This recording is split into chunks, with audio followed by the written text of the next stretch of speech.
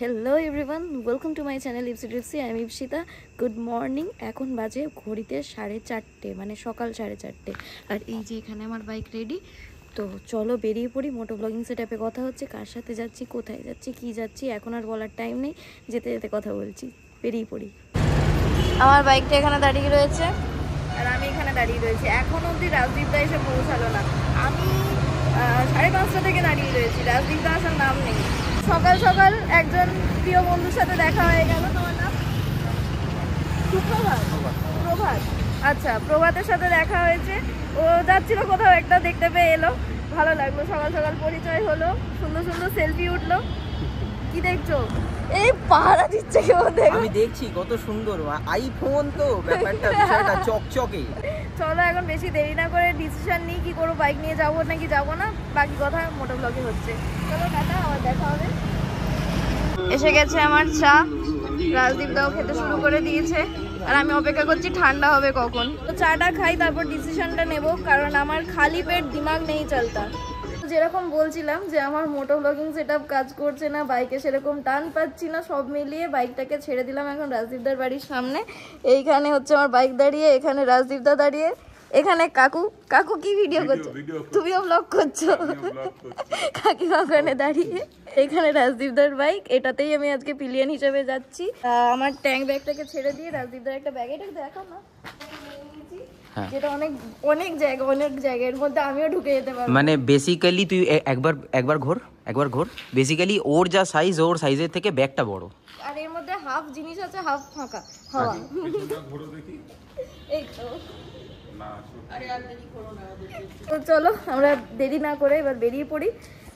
এখনো সেটিংস করছে, এখনো শেষ আর করতে পারে না। এত বড় যন্ত্রণাদের ব্লগিং হচ্ছে, যন্ত্রণা। পালিয়ে যাই, আর থাকা যাবে না। কাকিমা আসছি, টাটা। টাটা করো, টাটা করো। না না না, আমরা উপোস যাবো। এখনো সেটিংস চলছে। না হয়ে গেছে। শুধু বলে আমি দেরি করি, নিজে দেরি করছে। আমি ভোর 5:30 থেকে এসে দাঁড়িয়ে রয়েছি। আর কথা বলিস না, আমার মুখটা খোলাস না কিন্তু। ক্যামেরা বন্ধ। এই জায়গাটার নাম কি জানি না, বাইকটা দাঁড়িয়ে এখানে। এত রাস্তা খারাপ, মানে আমার এইটুকু মাত্র এসছি, মানে হয়তো 20 কিলোমিটার এসছি, তাতেই আমার পিঠ সব যন্ত্রণা হয়ে গেছে। এনিওয়েজ, এরকম হতেই পারে।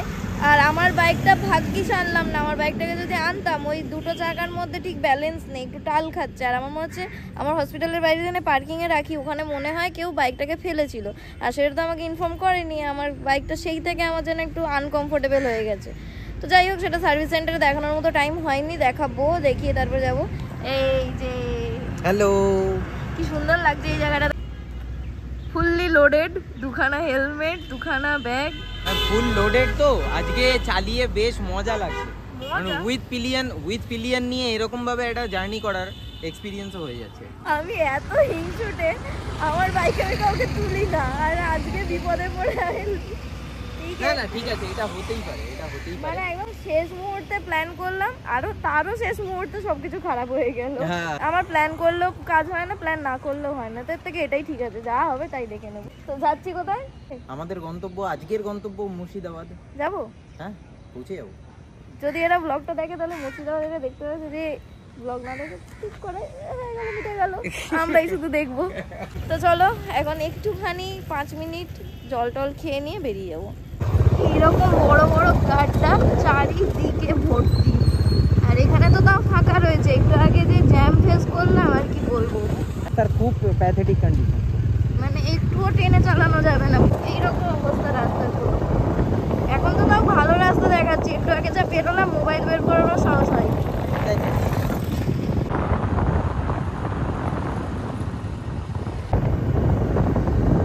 একটুখানির জন্য ভালো রাস্তা, স্বস্তির নিঃশ্বাস ফেললাম কিছুক্ষণের জন্য। এবার দেখা যাক আবার কখন খারাপ রাস্তা শুরু হয়।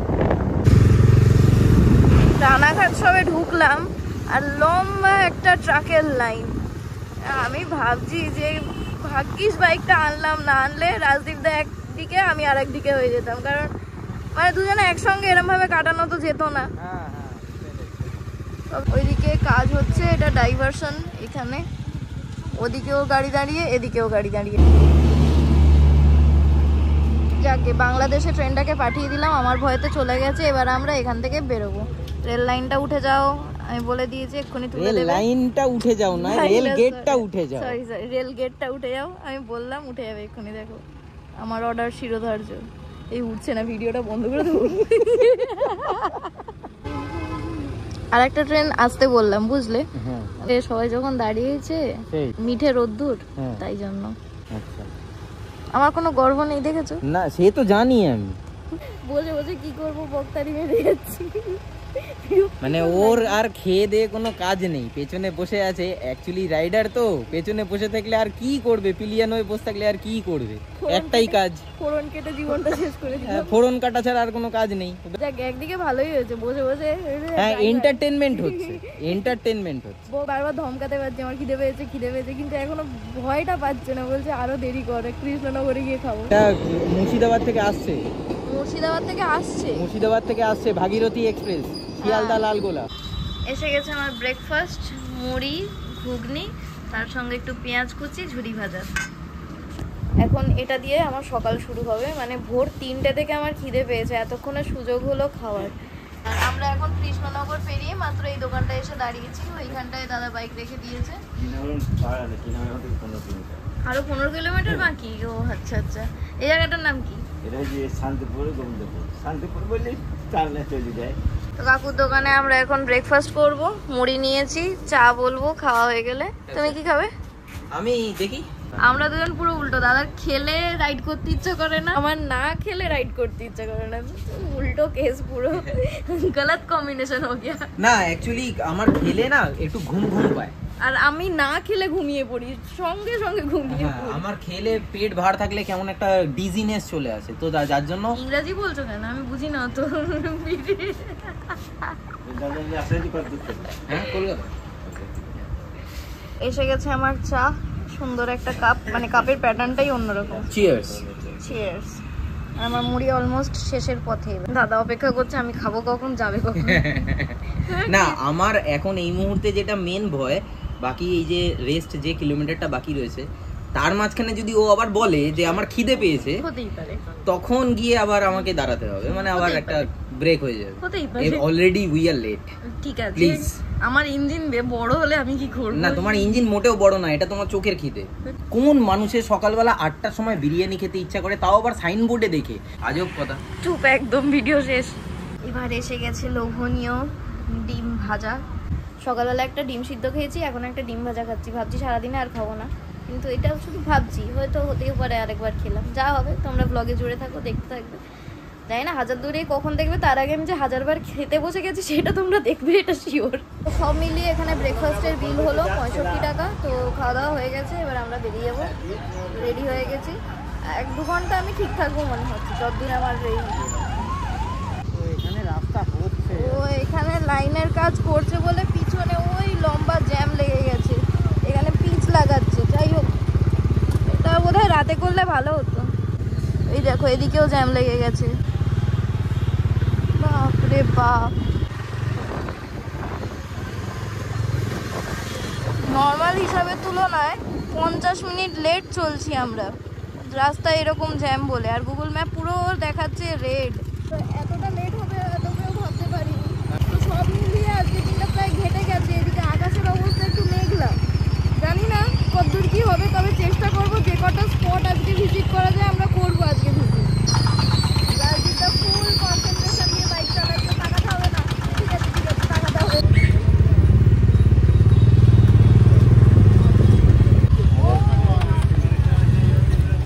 ফাইনালি হাজারদুয়ারি পৌঁছে গেছি আমরা, কিন্তু খুঁজছি আপাতত হোটেল, একদম হাজারদুয়ারির উল্টো দিকে। এখানে ভেতরে যাই কথা বলি, আদৌ এখানে থাকবো কিনা জানি না।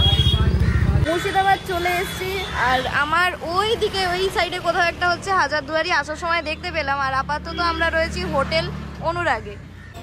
তো এই দাদার সাথে আমরা আজকে ঘুরতে যাচ্ছি। দাদা কোন কোন জায়গায় ঘোরাবে? আমি টোটালে 10টা স্পট ঘোরাবো।